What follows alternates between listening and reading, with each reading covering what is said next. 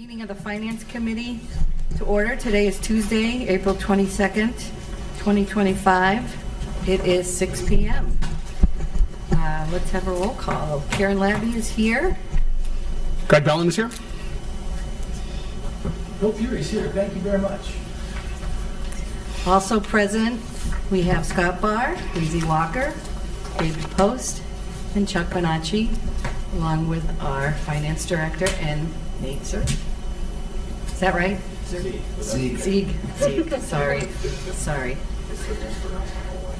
Is there any audience participation? It's okay. I used None to call tonight. law None director by tonight. long name for like 4 years until I got corrected in a meeting. So good. It happens. So Did everyone have the opportunity to review the minutes of March 25th? I did, and I'd like to make a motion to accept the minutes as submitted. I'll second. Okay, all in favor? Aye. Aye. Aye. And minutes are passed 3-0. Next up is the sewer rate study. You skipped audience participation. No, I didn't. Oh, did you? I'm sorry. I apologize. We have none. I apologize. Yeah. Nate, you're on. Right. Good evening, Council. Hi, Nate. I'll try not to bore you guys with all these small numbers that are up here, but these graphs are very powerful when looked at right. Thank you for allowing me to come up here and present the sewer rate study results that we've been working on for the last year. March, believe it or not, of 24 is when we started this project, and throughout the process we added a handful of items into this study to better project and provide information for you to make the decision to increase the rates or not. Part of that was to actually look at other projects beyond the rehab project, the large-scale rehab project that's in the near future. And I'll go into that a little bit in the future. So we initially began this process as a requirement for the OWDA and WPCLF loan aspect. But like I said, I did want to also look at this as the aspect that during the rest of my career, I'm going to be very busy working at the wastewater plant, updating different processes through my career over the next 20 years, potentially beyond. So. I hope so too as well. So first, I'd like to go over just the study in a general of what we looked at. So Christina worked with me and BNN. We looked at the sewer revenue and expenditure counts, which are 510, 512, and 514. As I mentioned, with the future facility project needs for the wastewater treatment plant, we looked at a handful of other smaller scale projects as well. And that project specifically that I'd mentioned earlier is for the facility in 2028 to have a complete electrical upgrade. The majority of the electrical components are 40 years old. There's a handful that are 25 years old. But one of the main components being the switch gear in the middle of the facility, if that were to go down, we'd have no power. Even the ability for us to switch over to our generator backup power, all of the electricity goes through that. That is our heartbeat of the plant per se for electricity. That project itself, working with electrical engineers with BNN, is estimated to be roughly $3 million, and that's something that is tentatively planned for 2028. Additionally, increasing cost of maintenance and operating costs for the facility itself. Just during my career here with the city, everything has increased. It's not just tied to COVID or any other related items. Electrical, metal, any kind of metal items, chemicals, and that also goes with our employees as well. So specifically, if we look at the table that's on the screen, and I'm going to try to blow this up so it makes a little bit more, we can see a little bit more. The green bar graphs are actually what our expenditures are, or our operating expenses. And as you can see, starting in 2019, going through currently, which is projected for 2025, it's drastically increased. And we've conservatively projected for the next 5 to 6 years beyond with the projects that I have planned that are in the facility. And these aren't even capital-based projects. The capital-based projects themselves are the dark blue lines that are on there. And that if you look for the tall or the large-scale dark blue item is actually for that large project that I just mentioned for the $3 million. So Christina and I went through and evaluated the status and the health of our revenue and expenditure accounts. In 23, as we were working through this, we had all of data from 23 for what our sewer bills or our sewer revenues came in, what we spent, and then we slowly started to incorporate 2024's values as we, as time passed. So in 23, for example, 45% of our sewer rent payments actually came from industries in town. 42% came from residential accounts, and 13% came from the commercial businesses. That was actually a surprise to me looking through this. It was especially important for us to check that health of the sewer funds, the 510, 512, 514. Those are the accounts that I use for the wastewater plant, as well as Amy uses to help replace city-owned assets that are usually tied to projects when the streets themselves are replaced. So that would be city-owned water lines as well as the wastewater lines. So since the last sewer rate study had performed in 2018 and then was implemented at the beginning of 2019, which equated to nearly a 40% increase, I also wanted to take into consideration that this doesn't need to be a shock for you. It doesn't need to be a shock for the residents. If we plan this properly and stretch out our projects that we have, we can make this actually work.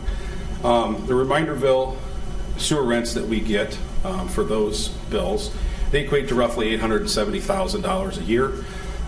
When our project is complete, and that would be roughly around 2029, and is those medium-sized orange sections on the graph, that's going to be our $861,000 a year payment that we're going to have to pay back for this rehab project.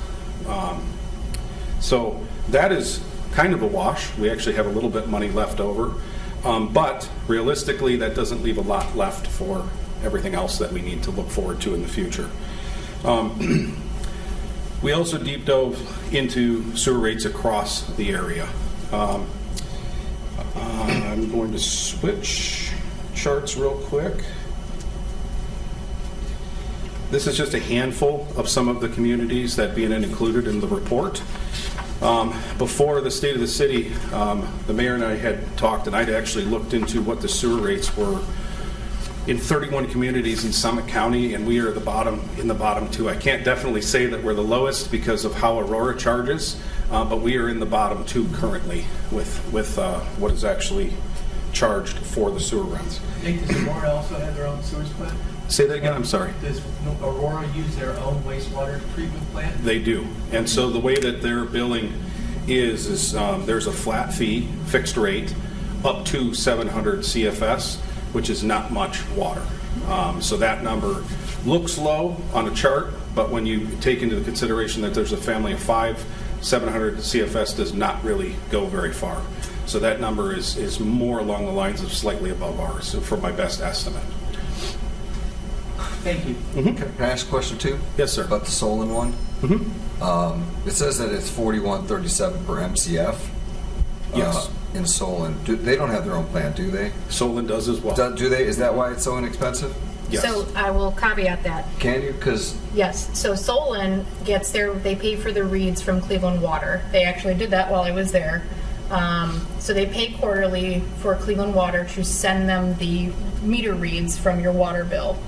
The $41 per MCF, that is the base rate. So if you are a one-person house and you're using the bare minimum, you're getting charged $41. If you're a house of 5 people, your quarterly sewer bill is around $300 to $400. So while that's based on MCF, and MCF is not a lot of water. Correct. And then the fixed rate is for anyone who is on a well that is not connected, a well that's connected to the sewer because they cannot measure how much water is actually going down the drain. Right.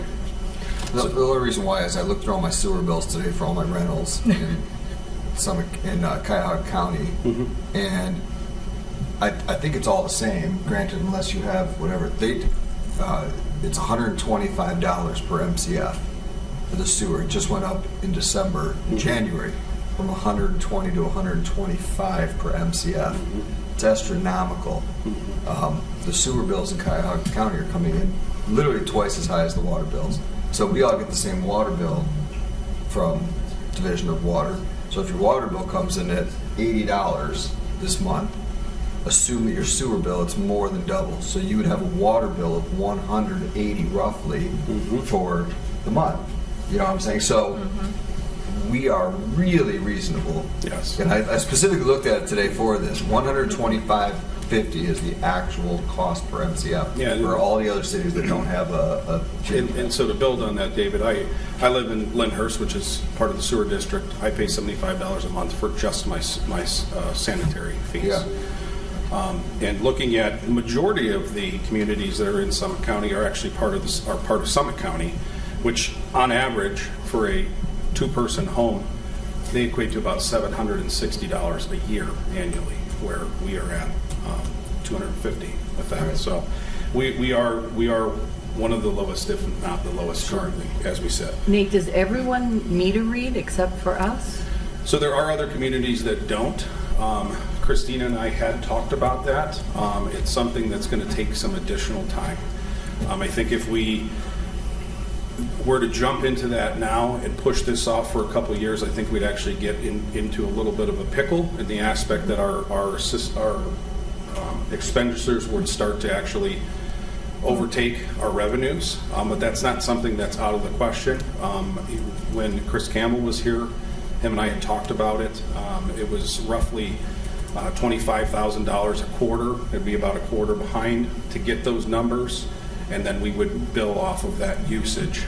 So that is something that when we go to look at this in the future, we can kind of spearhead that to start with to see, because I very much do believe that it will make up that money that is spent quarterly for those meter readings to be sent over to us. And I know, Christina, if you want to add anything to that. So I will say when I was at Solon, we switched over from Cleveland Water did the billing for water and sewer. So it was just a charge on your water bill, and the city decided that they were going to bring sewer billing in-house. We already here have the fortunate benefit of we have through our software system the billing capability. We didn't have that, so we had to pay the extra fee for the setup and the module, and it's time intensive. It's a training. It's different from just doing a flat rate billing where you actually have to go in, manipulate the billing. You have to end date people, start new people. But there's also the cost for the reads too, and Cleveland Water is generally not the most negotiable entity to deal with. So I want to say when I talked to the person at Solon a couple months ago, they were paying like $38,000 a quarter for their reads. Now I will say they more than made up for what they were lacking, for what they weren't getting. But there is that transition period where it's time intensive.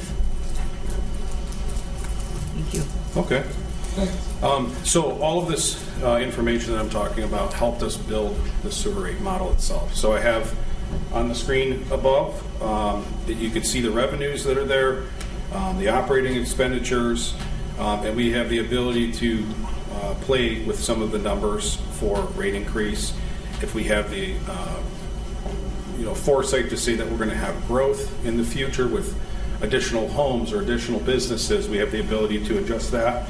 All of this information comes together from different tables that are built as part of this model. We went through and got all of the information for our capital improvement projects that we have slated for the next 5 years. We went through with current and new debt that we'll be taking on with the project to ensure that everything's being accounted for, which is this. that helps break down and show what those payments actually are going to be. And then we actually went through and broke down the revenues itself so that we could kind of deep dive into these numbers to be able to establish if we had a healthy account or not. So that comes back to our nice colorful charts. So I'm going to try to see if I can get this so that we can focus on just this one first. So this first chart, okay, minimize it just a little bit more. So what's important to look at is some of the information that I've already discussed. But the two lines that are on the top one being light blue is our year-end balance, and then the line that is black is our operating revenue. As you can see over the years since I've been here, I've taken a more proactive approach with getting the plant forward and fixing a handful of things. So our operating revenue has gone down as projection aspect with it. Our year-end balance has had a continuous increase, and that has a lot to do with our Reminderville funds that we have coming in. Until we have that giant annual payment, we'll be increasing that fund itself. Looking at 2028, if we were to do the capital project, Christina and I looked at it to say, even if we were to just pay cash and not take any additional, that's where those lines take the dip. But with the recommended 4% annual increase, which I'll go into a little bit more detail, we can actually start to have a trend of gaining money again for the fund. Now, my intent would be to, in 2029, review all of this again, go through, use this model, and see what other projects we have, because ultimately, I can plan for 5 years out realistically because everything is changing with the cost and whatnot. I can have ideas and timetables for 10 years out, but I can't give you guys true numbers of what those are going to cost because it could change so much in that 10-year period. So the chart that I'm scrolling over to now is that if we did nothing and put this on hold, and I'll tell you the story that Christina and I had the conversation when looking at this, and it brings up, David, what you mentioned, that if we were to proceed with our wastewater rehab project, the electrical project that we have, you can actually see that those numbers are starting to come down below where our expenditures and capital projects themselves are.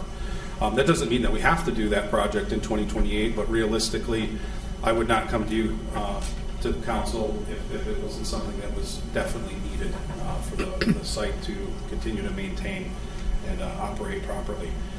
So that table itself, that kind of, to me, clear-cut shows that if we did nothing or we postponed this to look into the other option, we would start to get into a deficit for our sewer fund itself.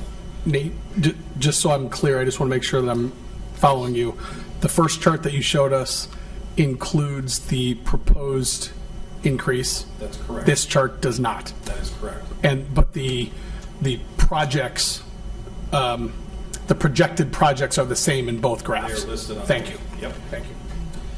Okay, so after looking through all of this information and crunching some numbers, my recommendation is that we implement a 4% annual increase.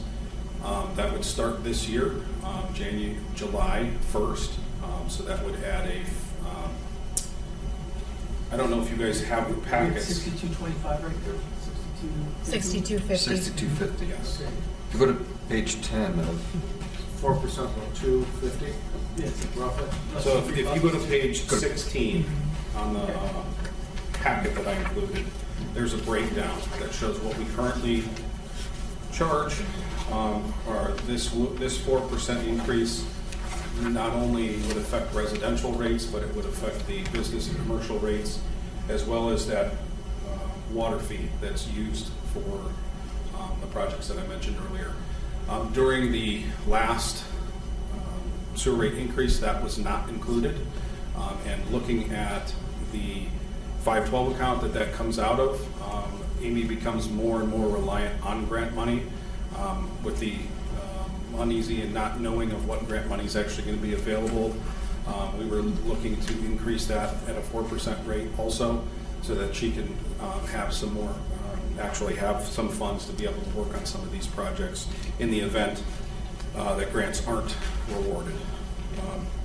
So Can I this jump in? chart, oh, go ahead, Christina. Just with Amy's projects, a lot of how Amy schedules her projects, one, like Nate said, depends on grant funding and what's available, but two, it's also what is of most immediate need. So we do have items that break unexpectedly and those kind of jump the list, but she tries to go through and prioritize which sewer lines or which projects are the oldest and try to get those up and repaired. So I want to say she had told me that the majority of the sewer lines throughout the city are nearing towards that end of life, kind of where you anticipate that some things are going to start to break. So the more that we can increase that water utility fund, the easier it is for her to be able to replace those things without having to worry about what type of grant funding is available, or if need be, whether the general fund is going to supplement those items.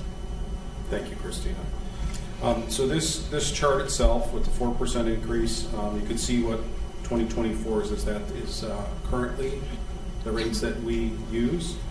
This is residential only, just for example. So our annual payment is $250. 2025 with the asterisks, that would be the rates starting July 1st with the 4% increase. So the total overall annual increase would be $5 for the last two billing cycles for 2025. 2026, and the reason I bring this to your guys' attention is that overall, by the end of 2026, there would be a total increase annually of $20.40. That is an 8% increase over an 18-month period. So when you say 8%, it looks like a lot, but looking at the numbers itself, that's a $5.10 increase per quarter per resident. That takes into consideration that water fee as well. So you can see that went from $250 to $260, and then proceeding through this projection goes all the way through 2031. But realistically, I would start looking at this again at the beginning of 2029 to then make a determination, present something to council as well again in 2030 to see what we need. There's a possibility that we could ask for an additional, or there's also the possibility that we stay status quo and go from there. So like I said, in 2019 was the last time that we had a sewer rate increase. It was 39.5% increase, which was still only $20 when you did the math at the end of the year. Does anybody have any questions so far? Nate, just a couple quick questions. Seriously commendable job on putting this together with you and Christina. B, I know you've mentioned it before. We use roughly, 40% and change of the capacity of the plant? We've averaged about 42.5% over the last 3 years of the facility. Understanding that we're mostly built out here in Twinsburg, there's not a whole ton of developable stuff left in Reminderville and things like that. I'm assuming you don't anticipate tap-ins and tie-in fees and all that to increase. I'm assuming that's just, we're kind of thinking that's going to just kind of muddle along, correct? That's correct. Okay. I know that the building department has started looking through some of those. I don't know if he's spoken about that, but my intent with that would be to look at the sewer rates themselves instead of those tap-in fees because of that reason. Gotcha. Just since we've had, I think, 5 tap-ins since during my time here. Gotcha. Which there were years that there were, 50, 100 of them, depending on the neighborhoods. I like the idea of what we're doing here. I think this is good. I like the fact that we would revisit this in 5 years. I think that's important to continue to monitor where we currently are. I think that's something that legislative bodies like this oftentimes don't do. So again, I like that. Is there any possibility of bringing in revenue and increasing, going from 43% to 58%? Does that help? Are there opportunities, I guess, to have other municipalities? business. Yeah, there you go, capture new business, so to speak, yeah. So, thank you, Mr. Fuhrer. So realistically, I'm going to give you the example of what Reminderville did. They bought 11% of the flow. So at that point in time, the average flow throughout the year was probably more around, and this is off the top of my head, but maybe around 39% design. So what that means is the plant is handling roughly less than half of what it is designed to treat in a day. So as businesses, there is land that businesses can come in and have that. So that is a important part, that we do have such a large percentage that's left. If we were to have another bottler, for instance, come in, because we have two in town with Coke and Pepsi, we have the ability to take that flow, not just the hydraulic load, but also the concentration aspect of it, because there is a fine balance of hydraulic load that's not strong and then something that's small that is very strong. So we are fortunate that we have leeway in both of that. So that is something that could happen in the future that would just increase based on that by itself.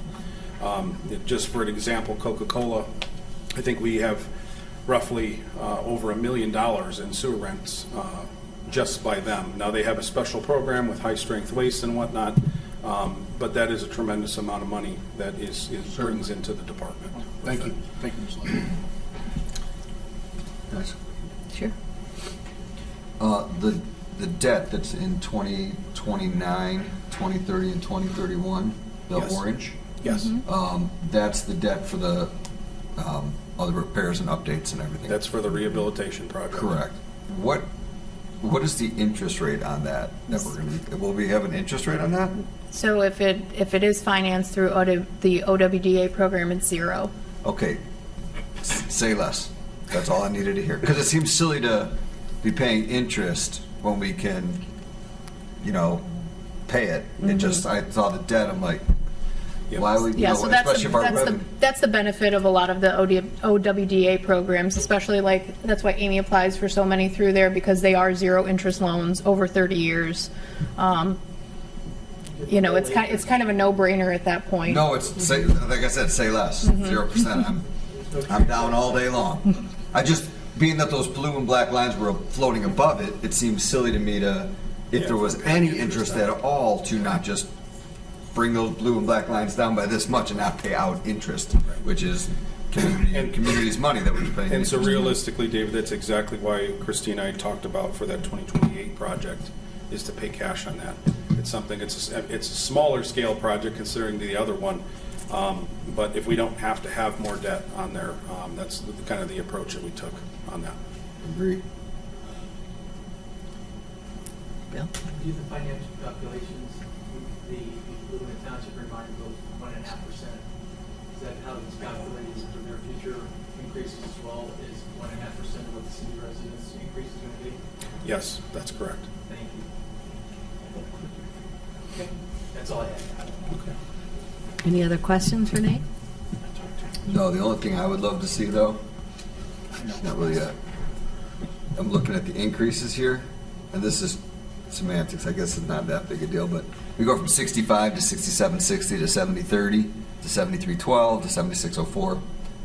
They're all so close to, I'd rather see that go to 6750, 7050, 73 even. I mean, it's so silly, but honestly, it's like if you average those out, it's about the exact same, but you just take 10 cents off here, add 10 cents here, and you just get nice, neat numbers all the way across. Instead of 7604, you're at 76. Yeah. Yeah.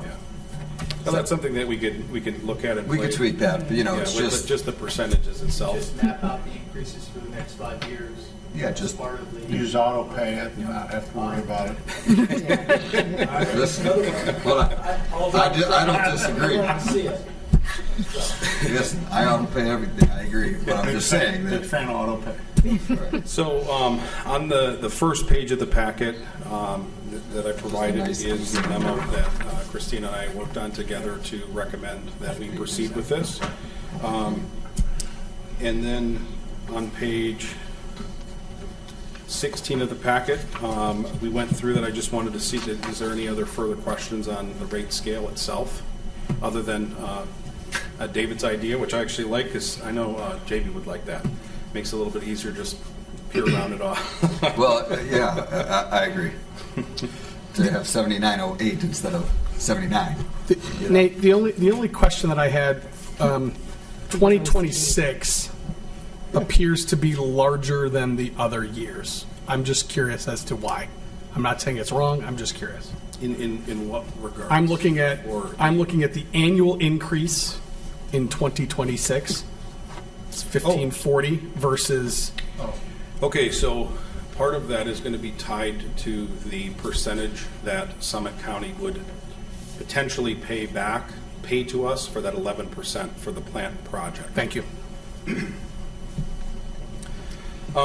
Okay, so proceeding on, beyond the sewer rates today, I wanted to just provide some information for the legislation that would be coming here in the near future. In the packet itself, there is it's pages 10 through 15 is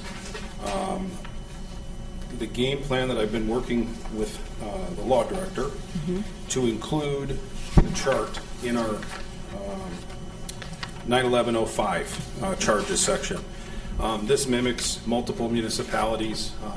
It's black and white for the residents to be able to see what it's going to be going up to. And it basically is that's the game plan. Now, this is a draft. We're working on cleaning it up. It won't be yellow. Everything will look like it normally looks in the ordinance. The additional language, if you flip forward to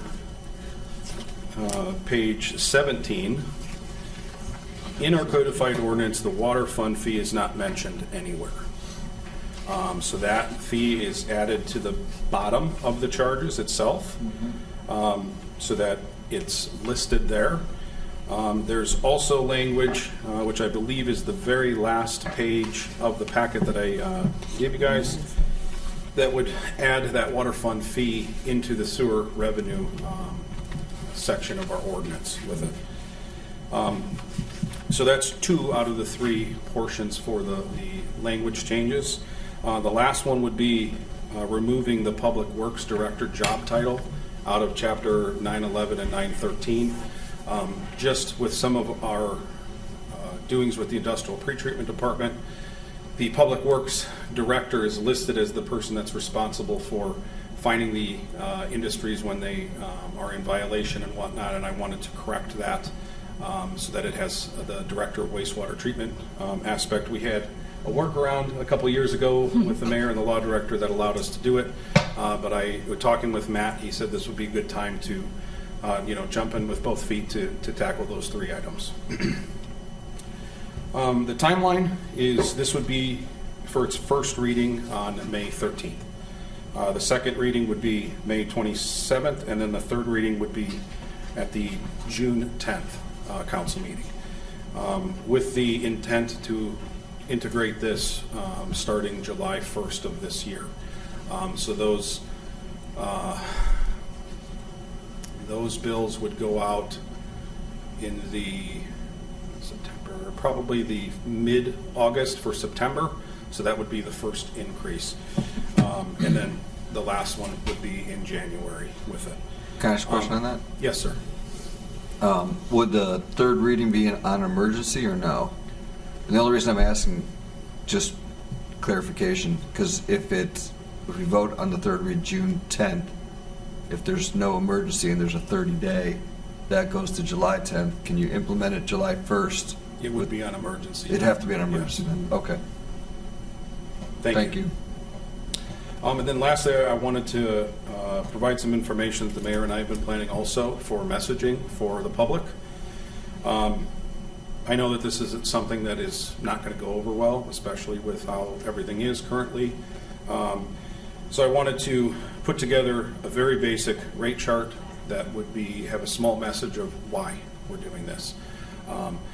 And we're talking, with your blessing, we'd like to put that on the wastewater website, potentially in the newsletter that the mayor would put out soon, so that we can get this information to the residents. We'd also have some uniform messaging so that if phone calls come to City Hall or anywhere else other than wastewater, everybody has information to be able to talk to the residents or businesses that might have questions with it. And that's all I have. I was just in my head laughing, thinking of some logos for the top of that flyer to go out. So are there any Lots of other last minute questions at Any all? questions? Chuck? Nate, forgive me for taking too long to get back to page number 10 on what I'm looking at. Yes. Where we have laundromats paying what looks like $1,500, and car washers are paying $200. Can you explain that to me? Because I see a heck of a lot more cars going through car washes, and it looks like, when I'm in a car wash, it looks like there's a heck of a lot more water than at a laundromat. And so that is based on just the pure basis of what's in the laundromats and what they're washing and that water that's coming to us. We have a uniform company in town that's part of our industrial pretreatment program that washes uniforms for tons of different businesses. The high strength chemicals that they use, not to mention all of the contaminants that are going to be on the uniforms themselves, are part of the reason why that is higher. It's not always based on just the volume, is about the best explanation. So on a car, the other aspect too is the majority of that is not actually coming to us. Okay. Some of it is, but not all of it is.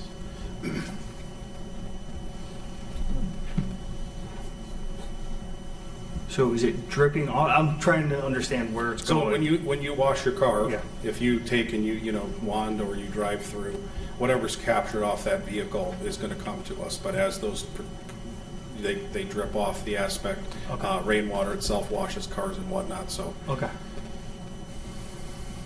I have one more question. I know that we always compare our resident rates with other locations around, and if you said something and I missed it, I apologize. How do our corporate and industrial rates compare, like, versus a company that wanted to move to those complexes? And let's not say Solon, because Solon has their own wastewater treatment. Somewhere else, I guess, are our rates for sewer a lure to these companies to come to us also? Are our rates where we could sell companies and go, well, our rates are lower.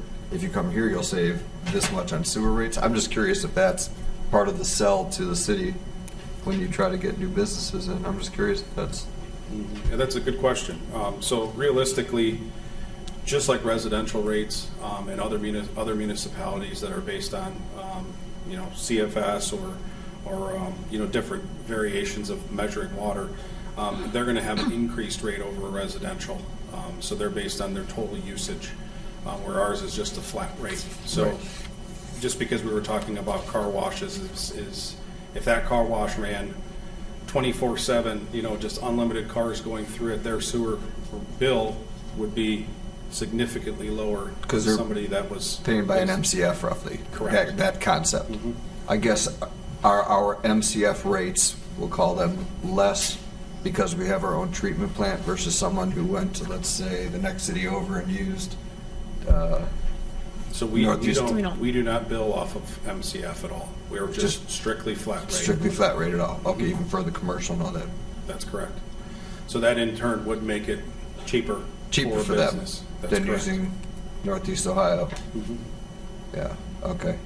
That's a good selling point for commercial industry to come in. I agree. We should Any include other- that in our economic development packets. Yeah, right. Well, it is a huge difference. No, absolutely. We I didn't- save literally $1,000. When you said that, I didn't even think like that would be an attractor for a business, but it absolutely would. We especially save depending literally on the size. $1,000 a businesses, year right. to living in Twinsburg versus all those houses in Cuyahoga County that I have. They're paying, we pay $20 a month. Every one of those rentals, I'm paying roughly about $100 a month for every house. You have a dynasty. You're uber in shape. You're doing great. No, I'm saying it's a huge attraction to come here. That's all I'm trying to say, is that it's that's all.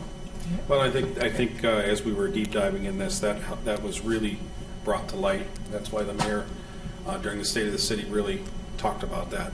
That is a very good thing for businesses coming in for cost savings. Any other questions for Nate? No, thank you. Well, the wait was worth it. A very well thought out, thorough study, and we appreciate it. Yeah, that's what I'm here for. I appreciate your everyone's support and the investment of the time and the questions. If you guys have any questions, over the next handful of weeks as we're going through this, please reach out. David, if you want to see this model, let me know. I'll send it over to you. It was a very fun project. Thank you, Nate. Thank you very much. Next up, Christine, are you going to go over the quarterly reports? So I was going to ask if it's okay if we skip those to go on to the miscellaneous, because I feel like the items that are brought up for discussion, we can go through reports at any time, or if anyone has any questions about them. But the two items for discussion, I feel, are a little bit more important this month. So the first one, Capital Improvement Board. Matt, Shannon, and I have been going through, I think we brought up at the last meeting, the codified ordinances and just sections that pertain to the different departments. And one of the sections that was in our last meeting was Capital Improvement Board. Met with the mayor, got his, some of his feedback and thoughts on it. So I wanted to put it out there for the Finance Committee and your thoughts of possibly getting rid of the Capital Improvement Board.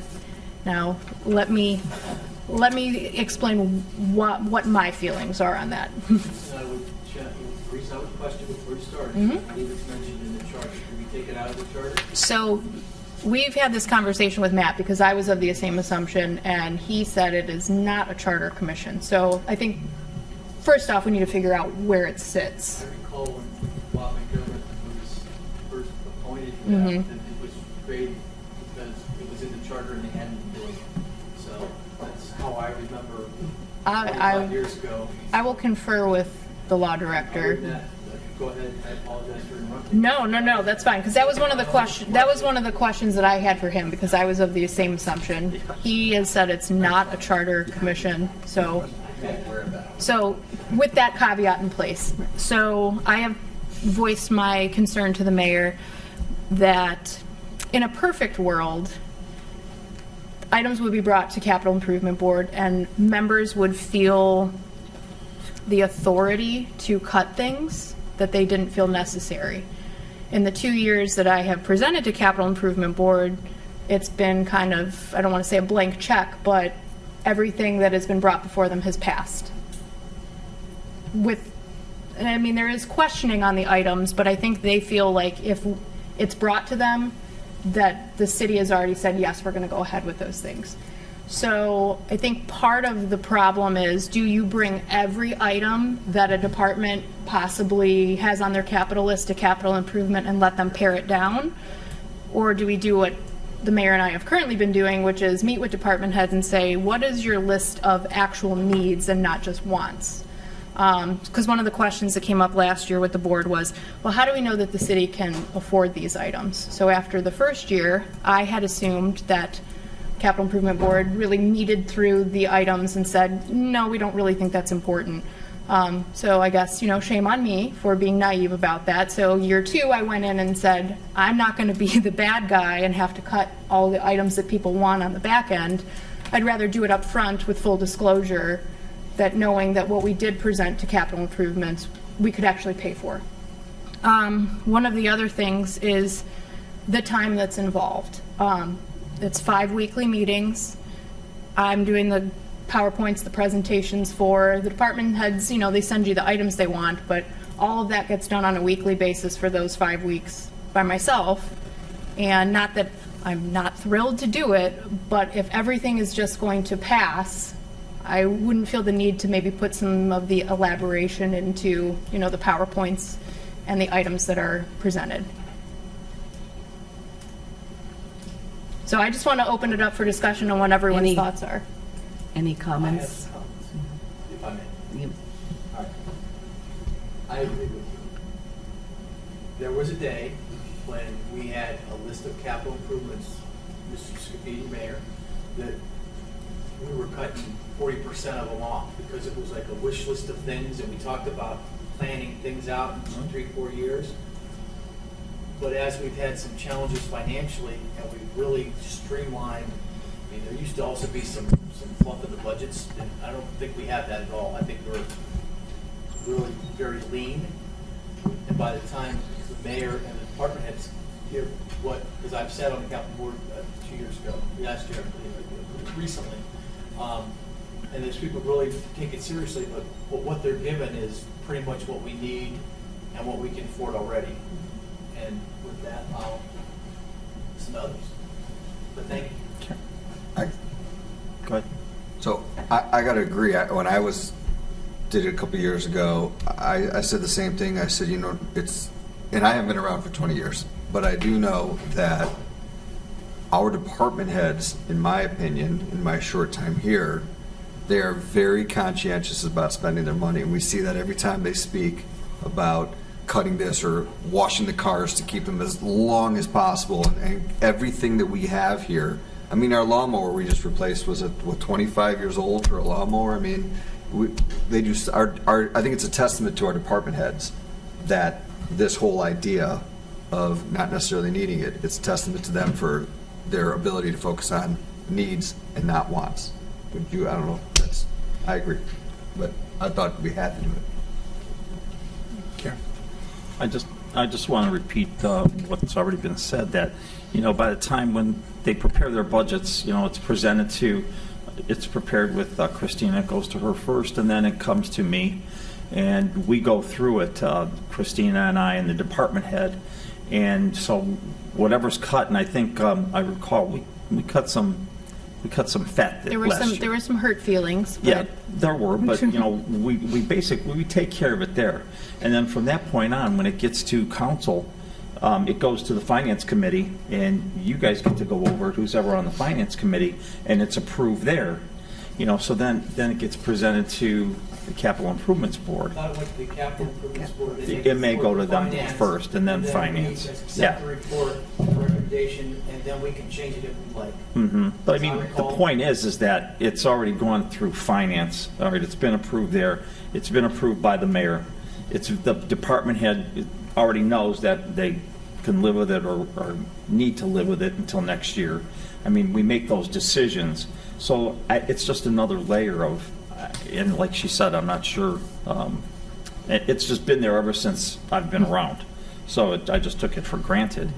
But, and then it does go to council after us, so, or after them. So there's all kinds of checks and balances that happen, on that capital budget before it gets past, the final reading on it, so.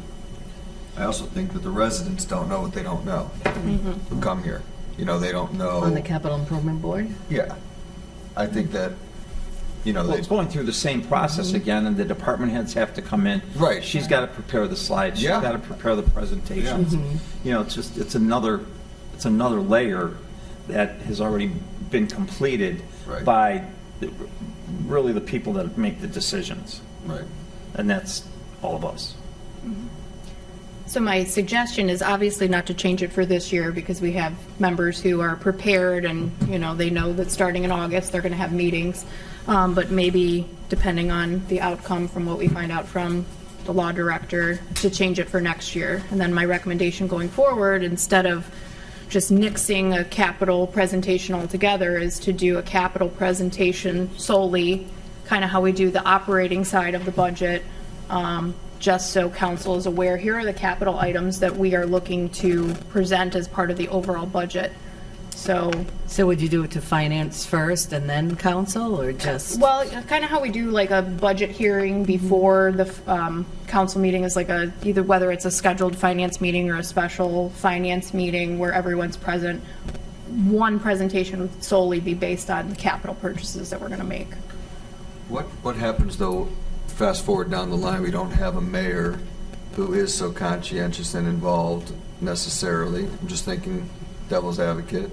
And we have a finance director who maybe is not as monitoring and strict, and it goes back to department heads who put down wants, not needs. I know right now you guys are on it, and the department heads are on it, but what happens 5-7 years from now when maybe we have a different mayor, different department heads, and it becomes, hey, let's throw more things on? I'm just, fair question. Yeah, it's a fair question. question. But then, you've got another layer, and that's 7 council people. Hopefully, Right. somebody is responsible out of that whole 9 group of people. Right.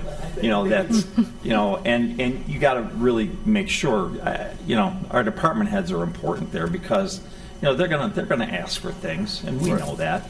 We're here day to day. We live with them. We live with all of this, that's going on here at City Hall. So you've got to give them some credit too, that they know their boundaries, and we go from there. And so again, between all those 9 people that it's going to go through for approval, because truthfully, on the outside, they don't know. They don't know. They're residents, and they're here to do a job, and they do a great job when they do it. When we call the board together, but they're asking the questions that we're winding up answering that have already been asked and answered. So they're learning there. So it's another layer. It's another layer. Right. That's all. Alrighty. Any other comments on that, Chuck? So I have some concerns, I'll just be honest. Transparency and involvement. And the idea that it's extra work to create a spreadsheet and a PowerPoint that ultimately is going to be shown to another group of people, to me, it seems like the same amount of work. It seems like it's going to be the same PowerPoint slides as council will ultimately get. And I see no harm in having an extra set of eyes that are concerned be part of a process. And that's just me. I think, Chuck, that we've been more than transparent. This administration has been I'm not very saying, transparent. please, Sam, I'm Let me not finish. saying that we're not Well, transparent. We're very transparent, okay? And we've been more transparent probably than any administration has been, okay? So, and when you say transparency, to who? 5 more people? These meetings, it's never passed on an emergency. They're passed, after 3 readings. That's 6 weeks out there. It's posted on our social media page. It's on the finance page. She makes sure that it's listed every single place. So sometimes there's 5 people sitting here. So that's transparency right there. They get to listen to what's going on. They get to listen, but they don't have the input, Sam. And that board, There's that microphone right there, Chuck. it feels like we're taking away a board that could be involved because the previous boards haven't been engaged. Instead of challenging the current board that's coming on to be more engaged and to see what happens, it seems like we're because it hasn't worked, because we haven't challenged, because we haven't been receptive to change. The idea is just we don't need it. Don't And I make a mistake necessarily- by saying they haven't been engaged. We never said that. I've never said, and neither did she, that the past boards were not engaged. This is not. We're not, they are engaged. There's nothing against the people that are sitting there. They've been good people. They've done good jobs. They've asked great questions. I think part of the problem lies in that there's not a lot of education of maybe what their purpose is, and I don't know that maybe the members don't realize I can say no on some of these things, or if I disagree with, it's very expansive, the items that they have to approve. So we have one member who is a current police officer, so obviously he's going to be more engaged with the things that the police department and the fire department are doing because he has actual knowledge of it. We have one gentleman who was very interested in last year in the IT systems and some of those things. So people bring their own experiences, but the breadth of items that they're requested to review, not a lot of people have experience with those. So I think maybe it's an educational piece, but is that my place to educate them on that. Is that council, like, you know what I mean? Like, it's a board that I am responsible for providing information to. Is it a board that I am responsible for providing the guidance to, or is that council's position to do that? You know, I don't know. Well, perhaps during the 5 meetings that they have this year, we can have an additional council person sit on to see if it could be streamlined better, or what the actual input is versus what we're getting out of it. More discussion to follow. I think all great points, though. Yes. So I do want to make it clear, it's not about the extra work. Yes, it is a pain for me, but it is all information that comes to council eventually. You may not get it with nice PowerPoint presentations. I do that simply as a visual guide for those members to see kind of what the items are. They may not know what, you know, a backloader is for the service department, so it's nice to provide those visual representations, but it's not about the extra work. It's just, is it an exercise in futility? Because it's going to be approved by capital, it's going to be approved by finance, and again, it's going to be approved by council as a whole when you pass the budget. So the question is it necessary? Okay, thank you. Now, Greg, I know you wanted to discuss the building repair maintenance fund. Yeah, and I don't think it'll take long. This is something that we've been talking about for my entirety on council, so eight or probably even longer than that. And the idea would be, you know, I think Christine and I had a conversation about it. Start a fund where we can begin to contribute to, so that we've got money for capital projects. We've got money for building enhancements and fixes and those kind of things. It's a conversation that, like I said, we've had several times over the years, and I would just like to revisit it. I think it's long overdue, quite frankly, and if it's something that we can establish, and it's not something that we need to put money into every year, but if we have extra money from time to time, I think it would be a really good idea. Yeah, so the only difference between a building maintenance and repair fund and your regular capital improvement fund, because right now, if we do have building repairs, especially for some of the outside buildings, you know, you can put those in your capital fund. This is just a separate fund, and the revised code lists out specific requirements that say, like, here's what you can use it for. You do have to have approval from the auditor of state to set it up as a separate fund. You know, when you get audited, they will make sure that whatever expenditures are coming out of there are specifically for building repairs. But it's really just a way to segregate money for those specific purposes. What is your feeling on that, Christina? I have no problem with it. It's not any extra work for us. It really comes down to a decision from the mayor and council. You know, it would be since it's not a dedicated revenue source, you would have to transfer money from the general fund for it. So we'd just be allocating money from one place just to put it, this is all the same money, it's just. It's same money, just different parts. It's just same money, just where it's allocated and how it's labeled. Correct. Can we allocate it so that it can't be used for anything else? Sort of like we did with the police and fire levy stuff? I mean, So I agree with Mr. Bellin. Everybody wants to build new, this, big, better, whatever.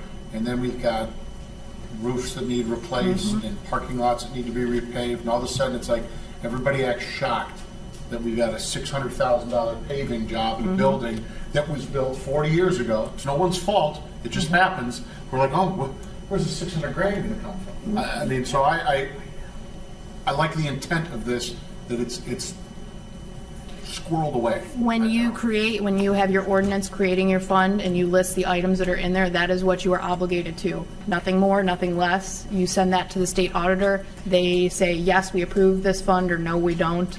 They're not going to. It's a generally recognized fund that a lot of cities have. But that is will be the only purposes you could use it for. Well, thank you for the education. So we would have to draft legislation Yes. to that effect? Okay, thank you. Any other questions or comments, finance? I have some miscellaneous I would just like to fall back on. Mr. Bazana, you weren't in the room, but we were talking about whether the charter, capital improvement board was part of the charter, and there was a question about that. So I would like you to look at the charter in 7801 under general provisions, last sentence. The city shall have the following commissions, boards, and commissions. It says commissions twice, not me. Number 5 on the list is capital improvement board. So the city shall have a capital improvement board. 7A01 in the charter, it says shall. May, it doesn't say may, it says shall. So I believe the charter calls out that you have to have a capital improvement board. When you change that, you gotta do a charter amendment from my extensive legal knowledge. So that's a good question. Yeah, it is listed as one of the boards that we have to have, but you may remember back, I think it was last year, we can always fine tune the responsibilities of the board to narrowly address issues that the city believes that the board could best address, and we did that through, there's an early piece of legislation in 2024, I can't remember the exact number, but I do believe that was the conversation we started having back then, which was what does the capital, and I wasn't here, so I might not be talking about what you're talking about, but is what does the capital improvement board do? What is the function that they should provide? And, you know, how can we best utilize these residents that want to be involved? To that end, I know that there's been conversations that the finance director and I have had, and, you know, I do think it's worth having a discussion about what the purpose is for the board. But to loop back to what Mr. Fury said, yeah, it is one of the boards that are enumerated, but it is just enumerated. It is up to the council to decide how that board will be used. Understood. Again, there was a challenge legally 25, 30 years ago that they established it. It was established with one person eventually. We went to 3, and then we went to 5. One person board originally? It's not, I wasn't even in the game at the time. No, I know. That's a new one. Yeah, I know that person was Bob McDermott. I've had this discussion with him, at an earlier period. But again, just a question that came up earlier in the meeting. I thought it was in the charter. Finance director said they thought there was a concern, so I just looked, and that's why I think it's in the charter. So. Yeah, it is listed by name in the charter as one of the city boards, but the responsibilities of the board have been tailored, to best suit the needs of the city over time. Most recently, I believe, don't quote me, but I think it was 2024 early on in the year. Thank you very much. That's all I have. Thank you. Any additional questions, comments for the Finance Committee? The next meeting is May 27th, 6:30, do you think? 6:30, and we are adjourned at 7:02.